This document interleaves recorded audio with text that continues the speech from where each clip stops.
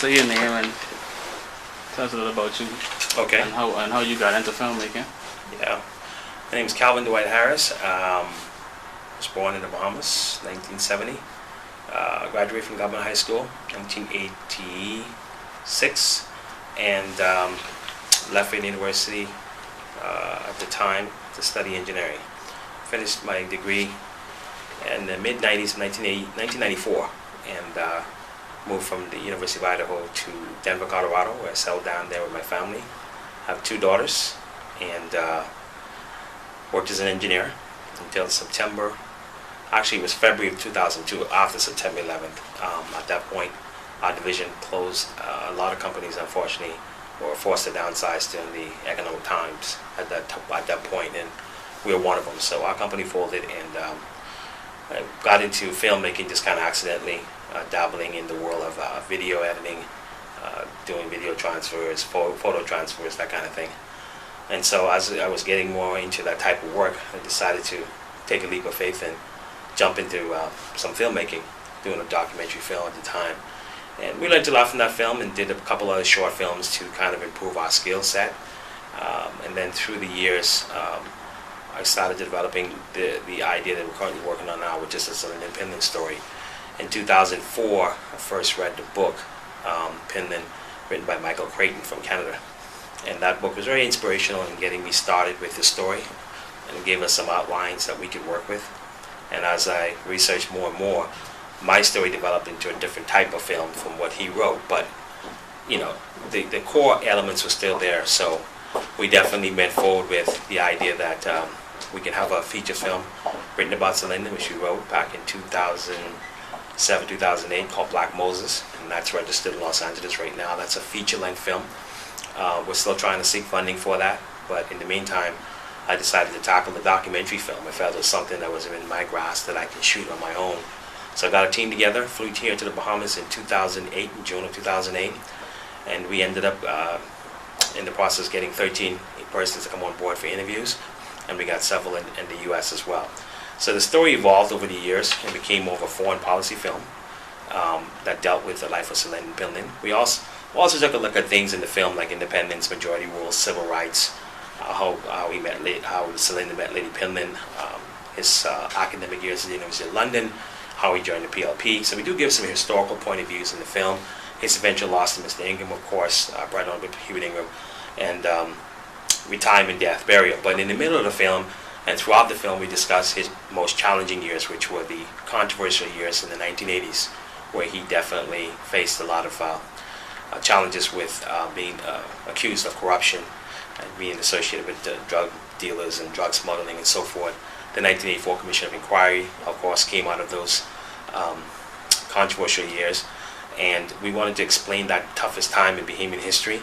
So this film really dives into that era and really tried to tear it apart.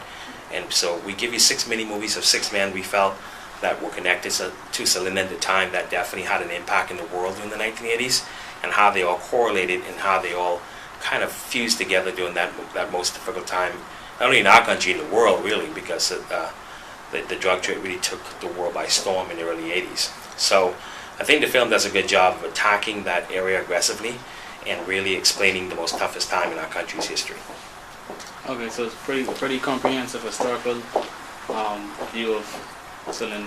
Yeah, definitely. I feel a pretty historical view. You know, we tried to cover as much as we could in the time frame we were working with. It's a 2-hour film, so definitely a film that has a lot of information, but we didn't want to go anything, of course, longer than that.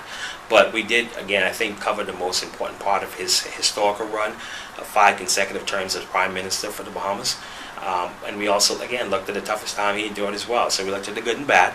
We're going to allow the public to decipher from the information what they believe to be true and what they deem to be relevant, and they can come to their own conclusion about his life. So it's a pretty unbiased film, then, you say? Yeah, I feel good about saying it's unbiased. That's the kind of feedback we're getting. We just put the information out there. We look at both sides, the U.S. foreign policy side. We looked at the Bahamian foreign policy side. We look at the public's perception sometimes on those issues as well. More importantly, the people who spoke of Celine, and they spoke well about the good and bad as well. And so it definitely became a really unbiased film. All right. Could you tell us about the film crew you used? Were they Bahamian? Were they foreigners? Yeah, definitely. The film crew were mostly made out of from foreign entities. So there's some friends of mine, I guess I call them colleagues now, that we were working together on several projects before in Colorado, so I brought them along to help me with the core interviews. When we were here, we definitely had some Bahamian assistants, including Craig Woods from the Ministry of Tourism Film Commission office, Camille Taylor from his office as well. My twin brother Kevin Harris came on board and helped us tremendously with getting some interviews. And then we obviously had a lot of the Bahamian interviewees themselves who were a part of it. We had about 12 or 13 people who came on board from the Bahamas side to really support the film. So we kind of have a combination of people who worked on it. But we definitely, at the time, for the core shooting part of it and editing, we definitely used some gentlemen from overseas, because I just will happen to be working with them on different projects, and we're more, familiar with their work. Okay. Could you tell us a bit about any other projects you're working on that might be upcoming, and possible opportunities for working with Bahamian filmmakers? Or yeah, definitely. We got 2 more documentaries we like to tackle this year. We're still putting the pieces together that I spoke about late last year, early this year. One being the Turks and Caicos in terms of their fight for independence. We like to take a look at that film and what we can do with that as filmmakers, that topic. We like to also take a look at immigration being a huge topic that we can also make a feature film about. We have some great ideas on how to shoot that film. But for Bahamian actors, we're working on another screenplay that I think will be more versatile and cultural, and also more modern in terms of the difficulties and challenges that we face in our society, especially economical right now. So this film is definitely going to tackle those social issues, and it will provide a lot of Bahamian jobs, a lot of work for Bahamian actors and actresses, and people who like to be extras and work on sets. We're hoping when we see can get a decent budget for that kind of film that we can bring that to reality. All right. I mean, we also have people who do multimedia editing, videography as well over here. Exactly. Yeah, we definitely will be able to work. I got a friend who's going to work with me on another project, who's done some shooting and done some stuff for Cable 12 and so forth. So yeah, we're definitely going to be reaching out to more local talent. I've got a couple ideas. We're going to shoot a couple commercials. We're going to work together on those projects. So that's the good thing. I think once I was able to find what type of medium I like and what kind of look and frames I like to work with, I was able to translate that to the guys here, and so far we've been able to collaborate on a few things. So okay. So now back to this film. Have you gotten what kind of reviews have you gotten? Has it been screened internationally? And what about have you garnered any support for distribution? Right. Yeah, we definitely had some great reviews. We've had people who walked out of the theater or a showing and given us, great praise. We've had a few people who, of course, might be concerned with the nature of the topic, or might not be as happy with some of the details and so forth. And some people might plain not like the film. But overwhelmingly, we've had very good success. I would say 98% success rate in terms of the positive feedback we've gotten from the people of the Bahamas, from tourists who've seen the film, people from different countries who've seen the film. There's been very good feedback. I think the next thing, again, what we're going to do is, in terms of distribution, continue to send it out to some of those key players out there like HBO, Paramount Advantage, Sony Picture Classics, PBS, and so forth, History Channel. So we're going to try all those networks and test the market and see if we can find a buyer. We'll also try some things online to generate some funds and so forth to help get the film out the door as well. So something like Kickstarter or something. Well, Kickstarter's more for developing the film, I guess. That's a good question, because someone just told me about that a week or two ago, and sent me a link this morning. So I need to research the Kickstart website and see what it's about. Seems like it's a possibility where you can raise some resources for working on feature films. So yeah, I'm definitely interested in looking at that, because we can use the help. Yeah, Kickstarter basically is a crowdsourcing tool for funding. Okay. Getting funding. Very good. But so have you also? I heard some of the companies you were talking about approaching for distribution. Have you also considered companies as? I mean, this is more like just for your benefit, possibly independent film channel, Sundance, Focus Features. Focus Features, yeah, that's one of them. Searchlight. Fox Searchlight is another one. Yeah, we definitely want to research. We want to get into a few of those. We just spoke to our attorney last week, and he's working on the first 2. I've already submitted to HBO. He's going to do a couple, and then we're going to continue to provide him those lists, and he'll submit them off one at a time. So Fox Searchlight is another good one. Focus Features is also a good piece to submit to, and even the independent movie channel. I think Sundance will be later this year, so we'll have to take a look at that and see if that's a possibility. Sundance is in January. January, right? January, so it'll be the other two or three would definitely be someone to look into in the next couple of weeks. Mm-hmm. So yeah, those will be 3 other places to send. We're going to try and submit it to as much as we can, especially in the smaller scale, like you said, just to test it, see what it does out there, and hopefully we get a buyer. But if we didn't get to that point, at least we knew we tried, and we were able to, hopefully do a film that Bahamians are proud of and represent the Bahamas really well, and that's the most important thing to me as far as Bahamians are concerned. All right, then with this film, did you wrote, directed, and produced it?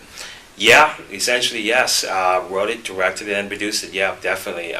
We had again some key players come aboard to do the editing and some music and all that stuff, but. Yeah, definitely came out of my pocket. The funding itself took me a while to make the film, about 7 years from the first conversation to this being released. So it took a while financially to make it possible. So definitely, like I said, we'll be looking for future funding out there to really improve our chances of making a feature film that can really go to the next level. But once we get the screenplays complete, we'll be able to get that done. All right. Would you be interested in entering this into the FLIF Film Festival this year? FLIF on location, Grand Bahama? Yeah, I heard about that late last year. We had committed to the Bahamas International Film Festival at the time, so we couldn't because of the contractual commitment, whatever. But I did hear about FLIF, so I think, we'll definitely submit it this year, have fun with it, see how it does. Yeah, it'll be fun. Any other words of wisdom for Bahamian filmmakers or people who might be interested in getting into filmmaking? I could tell everybody, man, just find your passion. This is what a director told me back in 2004. Find a topic that you're passionate about. Find a way to be creative in making your film.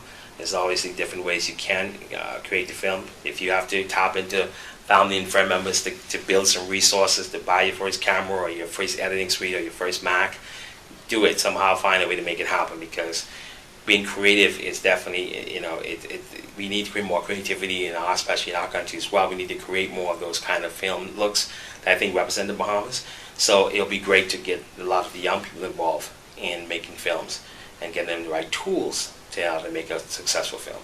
So that'll be one direction to look at. Well, and finally, just give us some of the details on this free screening that's happening tomorrow. Yes, the movie will be screened tomorrow. It will be at the Hilton Oughton Convention Center, off of Seller's Way, and it'll be at 8 p.m. tomorrow evening. It'll be free to the public, so you can come on in and see the film at no cost. We'll have some DVDs for sale afterwards, and I'll be there to answer any questions for the public as well. So we're definitely excited about the Hilton coming on board and helping us with the screening and getting things set up for tomorrow.